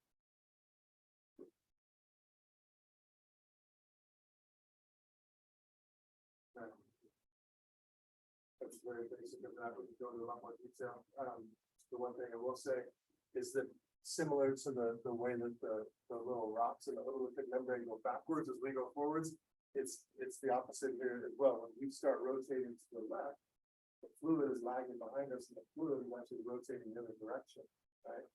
And then, like when you're on a tire swing and you get yourself really dizzy, that fluid is really just going around that semicircular canal. You stop, it's still going, right? And if you look closely, we'll talk about next time in a second, but your eyes are bouncing back and forth like this, right? Because that's sending semicircular canal is sending input to your brain, tell you that your head's moving, so you better move your eyes if you want to stay focused on something. It's obviously not really helping us in that case. So that fluid can continue moving after we stop from there. That's kind of what partially what dizziness is. Okay, so all of this information from all of these little organs is processed in the cerebellum. Okay, and the cerebellum has to take all this input and then relay it to motor centers of the brain that kind of tells us where to move to keep our balance, which muscles to contract to stay upright, right, to maintain our posture. One thing that we can do, just a little another circus trick we can do real quick, is this when we if you take your iPad or your piece of paper that's in front of you, and you try to just pick a letter that you want to focus on, okay, and then move the paper and try to stay focused on that, but don't move your head. Okay, you should have a pretty hard time focusing on that by moving the paper. But do the same thing, but keep the paper still, but move your head instead, then you should be able to focus pretty well on that thing you're trying to focus on. The reason for that is because you're getting the input from the inner ear when your head moves, right? And then that gets processed in the cerebellum very quickly, sends motor signals out to those ocular muscles in your eye, tells them to move in the opposite direction the head's moving, so your eyes stay focused on that thing, right? So your eyes move back and forth as you do that, but it's only because of the help of the inner ear. Okay. Lastly, couple balance disorder things. That's that movement in the eye that you might have seen in a friend that got off the tire swing. When you look at their eyes, they could be moving back and forth like that. That's a nystagmus. Nystagmus can be just normal movement like this, but it can also be pathological. People's eyes can do that spontaneously. It can make it really hard to focus on things, and that can be due to damage to your semicircular canal before the cranial nerve. And so this can happen with really bad ear infection, that will damage to your head, stroke, or like I said, yeah. So that the same thing that that's called no sales sign for exam is like your thoughts for that bouncing. Yeah, the bouncing isn't necessarily the most common thing. It's more just the inability to track, and that would be testing those cranial nerves.